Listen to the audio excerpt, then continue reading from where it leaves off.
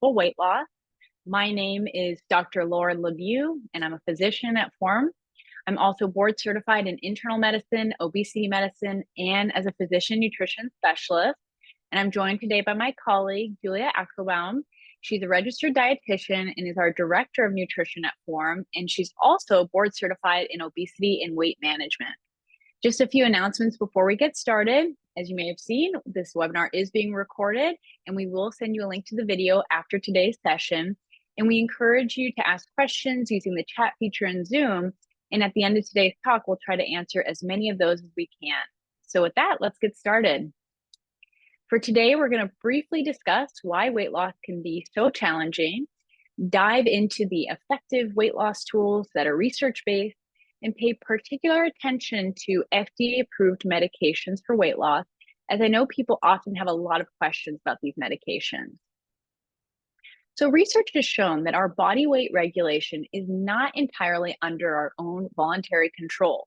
There are numerous biologic, genetic, environmental factors that affect our weight. And therefore, it's really important that we try to identify and address these factors to achieve a healthy weight in a manner that's not just effective, but also sustainable long term. Furthermore, studies have shown that in the process of losing weight, our body responds with compensatory changes, including a slowing of our metabolism, an increase in the hormones that make us hungrier, and a decrease in the hormones that keep us full. And it makes it really easy to regain that weight. And that's why I like this picture, because it can really feel like a tug of war with yourself, where here you're doing everything that you've been told to do, eat well, move more, and it just feels like you're getting pulled back to where you came from. Now, I highlight this concept for two reasons. The first is to emphasize how our own biology, not something we have a lot of control over, can play a significant role in why weight loss can be challenging. And then second, when we think about medications for weight loss, these primarily work by reducing our appetite and therefore help not just with the process of weight loss, but also with weight maintenance, because they're essentially opposing these natural signals that promote weight regain. So what really works for weight loss? Well, research has shown that nutrition, physical activity, and mindset shifts are some of the key foundational tools for weight loss success. However, implementing these or maintaining them long-term can be challenging. And that's where working with the support of a professional can really help.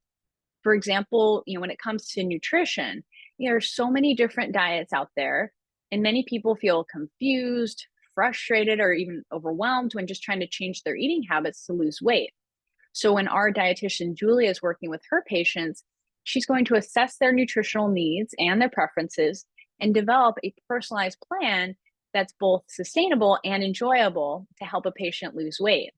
And research has shown that it's what you can stick with nutritionally that is going to be most beneficial, rather than any specific diet like keto or paleo or Atkins.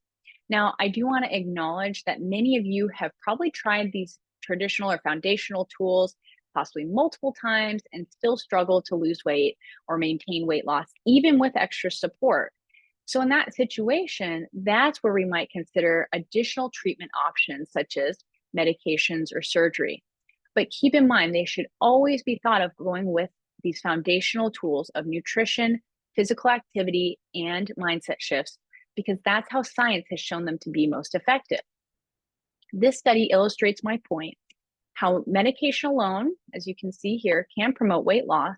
But when we look at comparing medication to lifestyle changes or lifestyle counseling versus medications with brief lifestyle counseling or even intensive lifestyle counseling, that lifestyle counseling adds a significant benefit. And here, with medications and intensive lifestyle counseling, patients were able to lose 2.5 times more than when they just took medication alone. And that's essentially what we do here at Form. We work with patients to implement lifestyle changes and provide them that intensive level of support, meaning very frequently, but also we offer the opportunity for using medications in the appropriate patient. Now, I do want to point out, you may see that the study is a little bit old, and the medication that was used in this study is no longer on the market. However, similar studies have shown these types of results. So this one is very nicely laid out, so I like to use it for an example. I want to highlight here a medication, liraglutide or Saxenda. They looked at patients who were receiving intensive behavioral therapy and then randomized them to either receive the medication, which is this dark blue line here, or a placebo. That's something that has no therapeutic effect. So essentially, receiving intensive behavioral therapy with a placebo, they did lose weight. They lost about 4% at the end of the study. But when you added medication to it, in this case, Saxenda, they were able to lose more weight. Now, you may be wondering who's considered a candidate for a weight loss medication or who's eligible. Well, typically this is used in patients who have been unable to lose or maintain weight with just lifestyle changes alone. They have a body mass index or BMI of 30 or higher, or 27 or higher with a weight-related medical condition. This could be diabetes, high cholesterol, high blood pressure, sleep apnea, and so on. Now, if you're wondering what your own body mass index or BMI is, there's a number of free online calculators. All you need to know is your height and your weight. And then importantly, as I mentioned before, the medication is to be used in combination with lifestyle changes. So let's talk about these medications. I'm going to go through a list of the current FDA-approved medications for weight loss as of October 2023. These include our GLP-1 receptor agonists, liraglutide or Saxenda, and semaglutide or Wegovy. And note that these are injectable medications. Naltrexone bupropion or Contrave, phentermine, which goes by the names Adipex P or Lomera. There are also other stimulant medications, but I'm just listing phentermine here for conciseness. Phentermine topiramate or Qsymia, Orlistat, which goes by Xenical if it's a prescription, or Ally over the counter, and then finally Plenity. And then you will note some asterisks just so that you know phentermine and Qsymia, which contains phentermine, are considered controlled substances. So they're not prescribed by our providers at Form. And then Plenity, although I'm calling it a medication, technically it's classified as a medical device. So how do these medications work? The majority of them work by decreasing our appetite and cravings. Specifically, the GLP-1 receptors have the added effect of slowing down digestion. So as you can imagine, if food's sitting in the stomach for longer, you're going to feel more full. The medication Orlistat actually doesn't affect appetite or cravings. What it does is it blocks the absorption of fat from the foods that we eat. So essentially, the calories from fat that you would otherwise be absorbing do not get absorbed. And then Plenity physically occupies space in the stomach by turning into this fibrous gel that takes up about a quarter of the stomach volume to help reduce food intake. What do the medications not do? Well, they do not significantly rev up our metabolism, where now we're burning an extra 500 calories a day that we weren't otherwise. They do not replace healthy nutrition and physical activity, which has numerous benefits outside of just weight loss. They also do not address underlying life stressors that may be affecting your weight, and they do not work for everyone. And probably the most important thing I can share with you for today's talk is that there is the potential for weight regain after stopping a medication. And this is illustrated very nicely here in this study of Wegovy or semaglutide at 2.4 milligrams. And what they did here is all of the patients were engaged in intensive lifestyle counseling, encouraging them to follow a low-calorie diet and increase their physical activity. But they were randomized into two groups. One group, the dark blue line here, received the medication, Wegovy, and then the gray line here is the placebo. You can see the patients receiving Wegovy lost a significant amount of weight. In fact, they were down over 16% of their starting body weight by week 68. However, at week 68, they actually transitioned them over to the placebo. So they were still giving themselves injections, but it actually had no medication in there. And what you can see here is quite impressively, they're regaining weight. And by the end of the study, they regained about 2/3 of the weight that they had lost. So in addition to our FDA-approved medications for weight loss, there are also medications that have been FDA approved for other indications, but may also promote weight loss. These include medications like bupropion, other GLP-1 receptor agonists like Ozempic or Rybelsus, which are semaglutide. There's a number of other ones. I'm not going to list them all here. Also metformin, naltrexone, tirzepatide or Mounjaro, topiramate or Topamax, and zonisamide. And so you may be wondering, well, when would you use a medication on the right side of the list? And let's say, for example, you're a great candidate for this medication, Contrave, which is a name brand medication, but your insurance doesn't cover weight loss medications and paying for it out of pocket is too expensive. Your medical provider may suggest prescribing bupropion and naltrexone separately to try to approximate the medication, for example. So how much weight can one expect to lose with a weight loss medication? Obviously, individuals' responses can vary, but what we've seen from the medical literature is that on average, for most medications, we see about 5 to 10% weight loss. However, I'd say in the last couple of years, things have dramatically changed, especially with the publication of a study on semaglutide 2.4 milligrams or Wegovy, where we saw 15% body weight loss on average after a year on the medication, which was quite impressive. More recently, the medication tirzepatide, which right now is FDA approved for type 2 diabetes as Mounjaro, demonstrated about 21% body weight loss at about a year. So how do we decide what medication is right for each patient?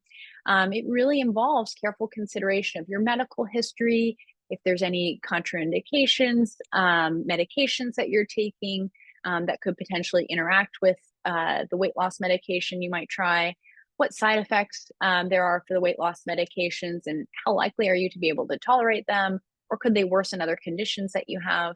And then in some cases, we may also look, is there another condition we'd like to treat? For example, just to highlight Contrave again, it contains bupropion. Bupropion is an antidepressant medication. So perhaps if I had a patient who is trying to lose weight and also is suffering from depression, that might be something we would consider.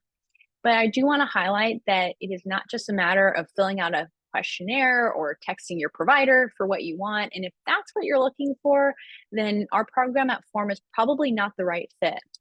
But I do want to share with you what makes Form different from all the others. You will be paired with a doctor who is board certified in obesity medicine and our registered dietitian, and these individuals are experts in the field of weight management. You'll be working one-on-one with these providers who get to know you and develop a personalized nutrition and lifestyle plan that's tailored to your needs. And we have an exceptional level of support for our patients. You meet with your registered dietitian about every 2 weeks and the medical provider every 4 weeks. And with Form, everything is done virtually. So you can join your visits with your doctor or dietitian from your phone or your computer. You'll utilize our app so that you can track your weights and take pictures of meals that you're eating, and then also chat with your team. And you're getting answers from real people, not from robots. So I just want to highlight how Form really utilizes evidence-based treatments with the goal of safe and successful weight loss for our patients, as well as sustained weight loss to help improve your health. And we're not based on gimmicks or quick fixes. And we know that our approach works. On average, our patients lose about 16% of their body weight by 18 months. And so I want to thank you all so much for your time and attention today. We're going to take a break to answer any questions that you have. And if you think of any while we're chatting, feel free to add them to our chat. If you'd like more information about our program or you're interested in signing up, learning about the next steps, you can take a look at our website, www.formhealth.co. All right, Julia, what questions do we have? All right, we had a few good questions come in. Feel free, like Dr. Lemieux said, if you think of any questions, post them either in the chat, or someone said that they were having trouble with the chat. So you can always post them in the Q&A box. So here we go. First question is, do you assist in getting authorization for medication if it is required by insurance? The short answer is absolutely yes. Just to expand a little bit, weight loss medications oftentimes require a prior authorization. It's usually a form that the doctor's office will fill out asking some questions. And we then have to wait for the response from the insurance company, which can take about 7 to 10 days to turn around. Great. And I guess just one thing to add in, which I think is such a useful part of the program, is every patient is paired with a care team, which is a registered dietitian, a medical provider, as well as what's called a PCC, a patient care coordinator. and you have the same team throughout your whole time working with us. And the PCCs are fantastic, and they help out a lot with any of these questions that come up, whether it has to do with a question from about a prior authorization, or, I went to the lab and my lab order is not there. What do I do? Or any billing questions. They help out with all of that behind the scenes work. And you have a dedicated person who is watching out for you and helping out there. So it's really nice. It's not a robot that you're texting, it's a real person, Mhm. and they're working hard to get these things figured out for you behind the scenes. Mhm. And as a patient, you can absolutely, before your first doctor's visit, call your insurance, find out are weight loss medications or so-called anti-obesity medications part of my benefits, or are they considered a plan exclusion? And knowing that information can actually be really helpful to guide the conversation between you and the doctor to see, well, if let's say Wegovy or GLP-1s are not covered by your insurance, and let's spend time talking about the other options because the out-of-pocket cost is extremely high. Yes. And our medical providers are experts in this. This is, how they spend all their time, what they do. And so they have all of these different creative solutions. If there's one medication that maybe is not covered by your insurance, there are other options that they can help talk through with you on, different ways to be able to support you, even within the limits of your insurance. Mhm. Okay, this is a technical question, but asking if this presentation is recorded, if somebody else wants to be able to see it.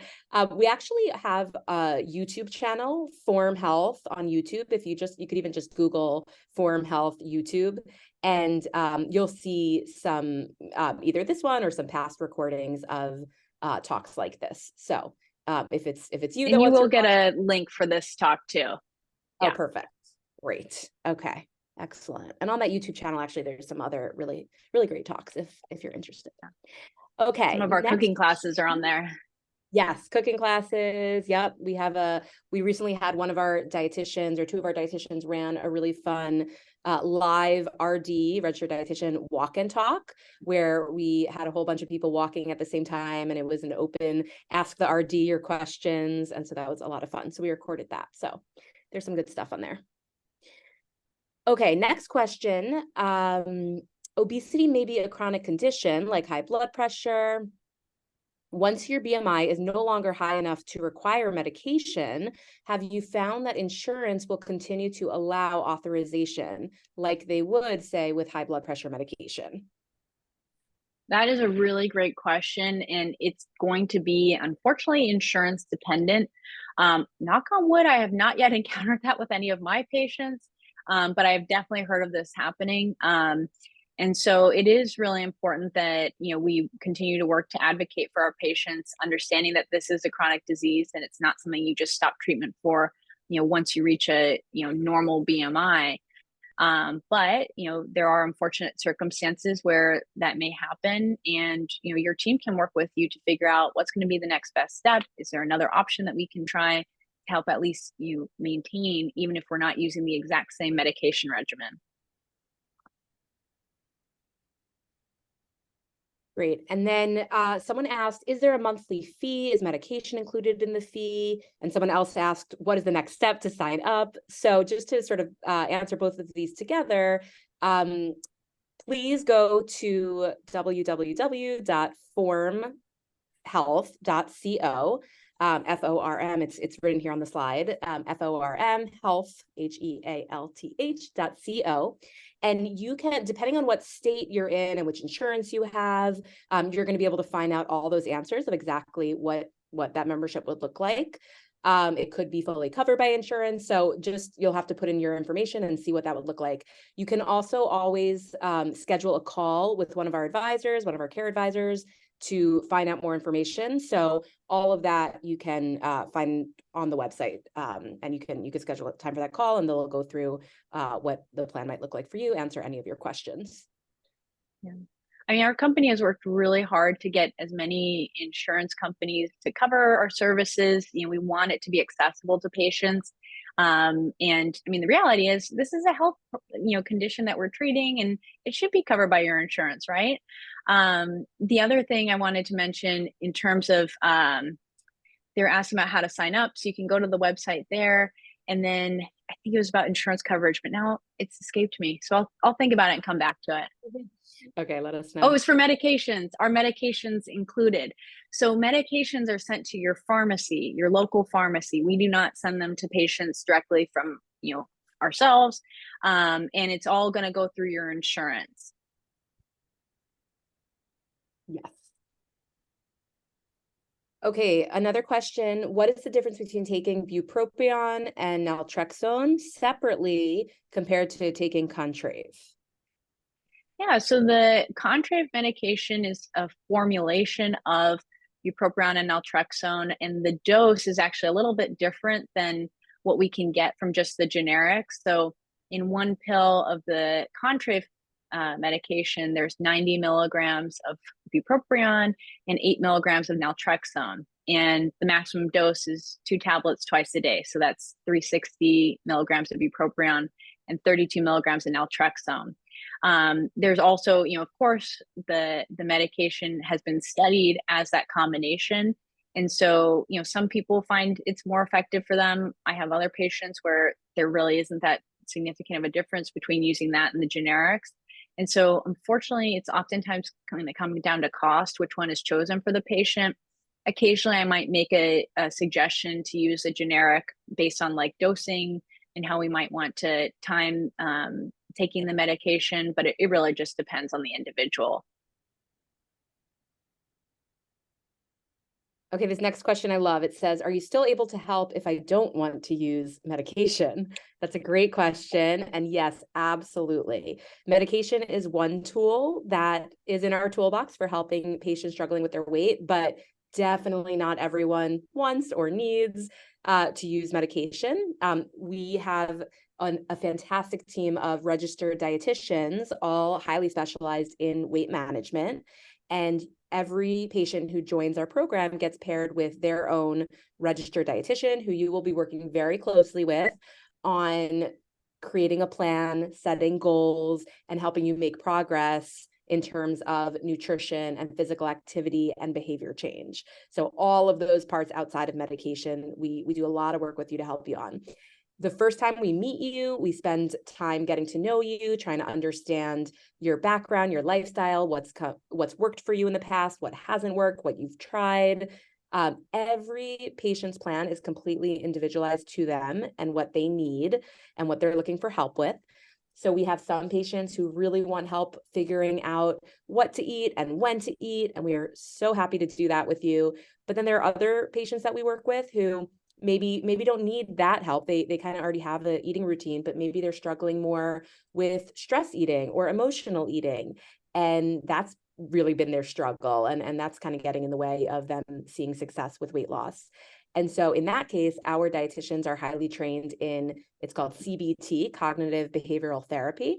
And we can do a lot of work with you to help you kind of dig deeper and get to the core of what it is that's going on there and how we can address that so that you can really make progress with your weight loss goals.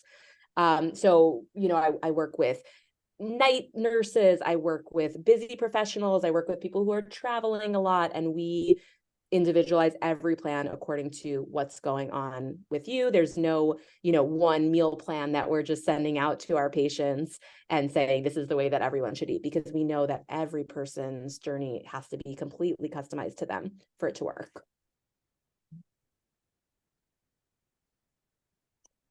Okay, one more, I think this is follow-up on the Contrave question. Can the two medications be taken separately, or must they be taken together? Yeah, if you're doing Wellbutrin and naltrexone, you could take the Wellbutrin in the morning and the naltrexone in the evening. I sometimes, will do that with patients where, I use the naltrexone as like an evening time thing to help them with nighttime cravings. And so they take it at dinner time. The Wellbutrin they take at the beginning of the day.